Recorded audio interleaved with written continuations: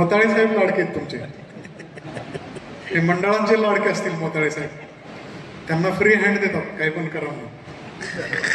तर आज फैजपूरमधील सर्व धर्म सर्व समाजाचे नागरिक यांच्या उपस्थितीमध्ये आपण शांतता असं म्हणता येणार नाही, कारण कुठे काय प्रॉब्लेम असेल तर आपण शांतता समिती म्हणता येईल. आता नाव दिलं गेलेलं आहे याला शांतता समिती, आपण नियोजन समिती म्हणू शकतो याला, उत्सव नियोजन समिती.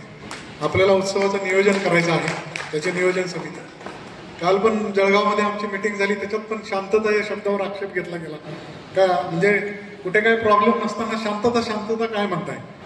मग हे नियोजन किंवा मनोमिलन समिती असं म्हणता येईल. तर या कुठलंही नाव देऊ आपण, त्याच्यासाठी या ठिकाणी उपलब्ध असलेले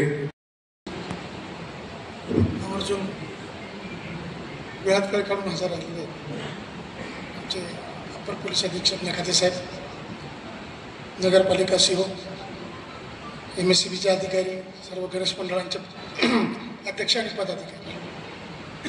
तसं आपलं फैजपूर हे शांतताप्रिय गाव आहे हे आम्हाला पण माहिती आहे.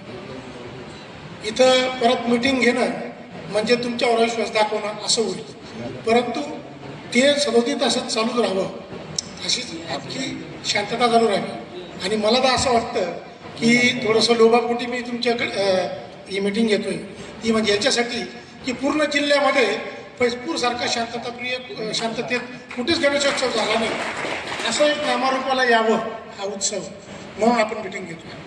या मीटिंगसाठी नक्कीच पोलीस प्रशासन, जे आमचे EPI फैजपूरचे EPI साहेब हे आपल्याला सूचना देतील त्याप्रमाणे तर आपण वागतात, त्या अटी शर्तींचं पालन करतात.